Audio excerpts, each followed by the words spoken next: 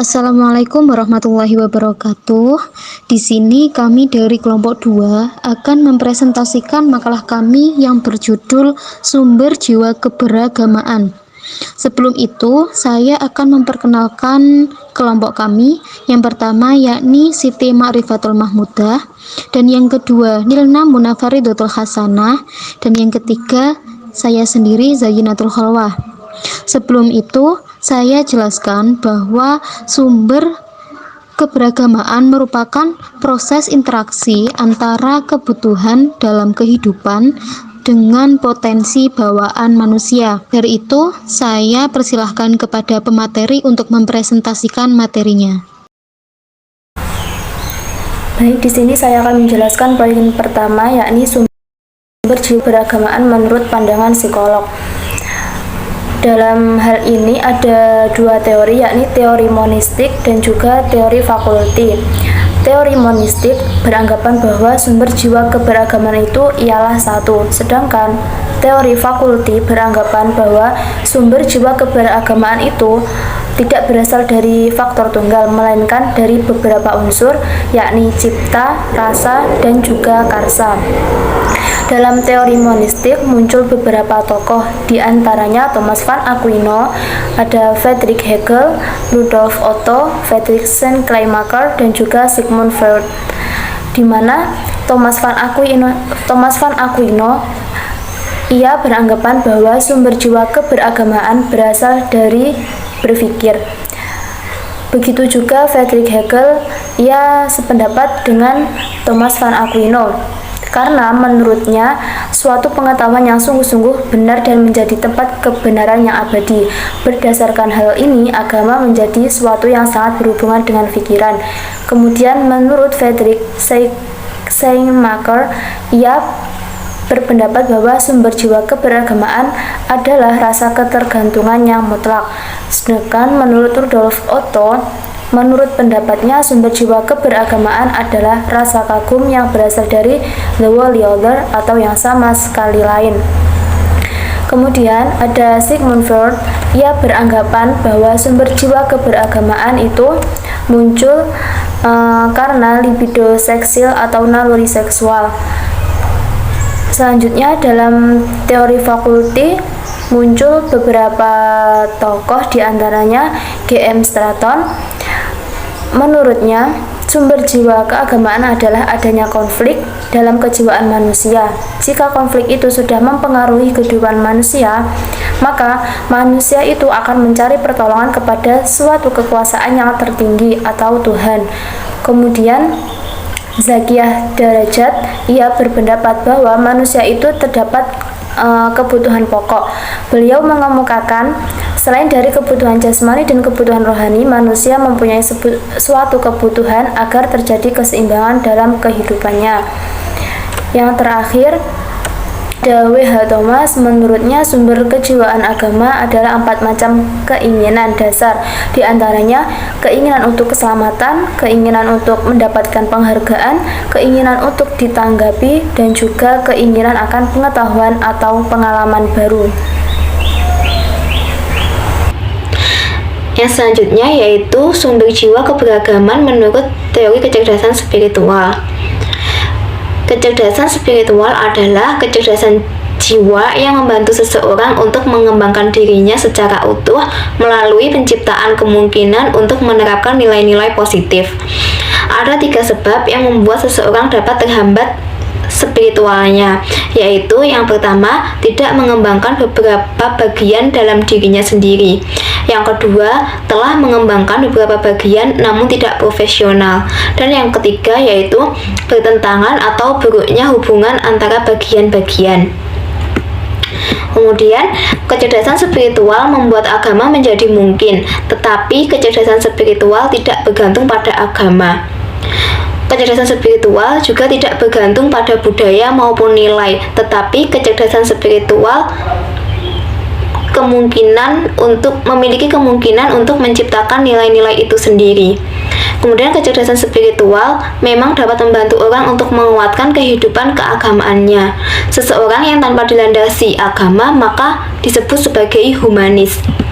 Dalam Islam, kecerdasan spiritual termasuk dalam kecerdasan kolbu, karena kecerdasan yang berhubungan dengan kualitas batin seseorang. Kecerdasan ini mengarahkan seseorang untuk berbuat lebih manusiawi, sehingga dapat menjangkau nilai-nilai luhur yang mungkin belum tersentuh oleh pikiran manusia. Menurut kelompok kami, sumber jiwa keberagaman menurut teori kecerdasan spiritual adalah kondisi di mana seseorang telah dapat mendengar suara hati, karena pada dasarnya suara hati manusia masih bersifat universal. Tapi apabila seseorang telah mampu memunculkan beberapa sifat-sifat dari Allah yang telah diberikannya kepada setiap jiwa manusia dalam bentuk yang fitrah dan suci, maka akan memunculkan sifat takwa. Baik, yang bagian C yakni sumber jiwa keberagamaan dalam ajaran agama Islam. Adanya kebutuhan beragama dikarenakan manusia sebagai makhluk Tuhan telah diberkati dengan berbagai potensi atau fitrah yang dibawa sejak lahir. Untuk memperoleh pemahaman lebih dalam lagi tentang arti fitrah, kita melihat firman Allah surat Ar-Rum ayat 30 yang berbunyi, Bismillahirrahmanirrahim, Aqim wajhaka lid-dini hanifa fitratallahi allati fataran nasa 'alaiha la tamthila li khalqillah dzalika dinul qayyim walakinna aktsaran nasi la ya'lamun.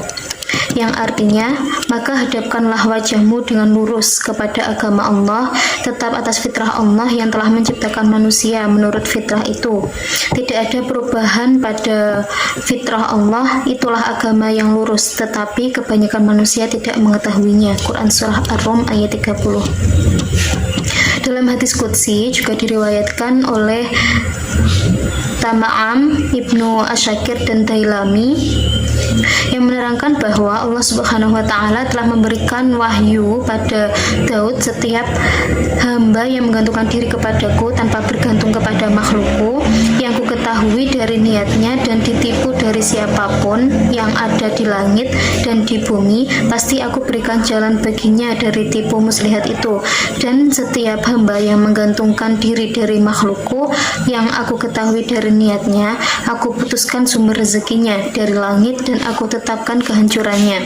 Dan setiap hamba yang taat kepadaku, pasti aku mengurniakannya sebelum meminta kepadaku dan mengabulkan doa sebelum minta ampun kepadaku. Berdasarkan keterangan tersebut, maka dapat diambil kesimpulan bahwa sesungguhnya jiwa keagamaan itu sudah ada semenjak manusia itu dilahirkan, dan Allah sudah menjamin keselamatan dan kedamaian kepada setiap individu atau masyarakat selama manusia itu menggantung diri kepadanya.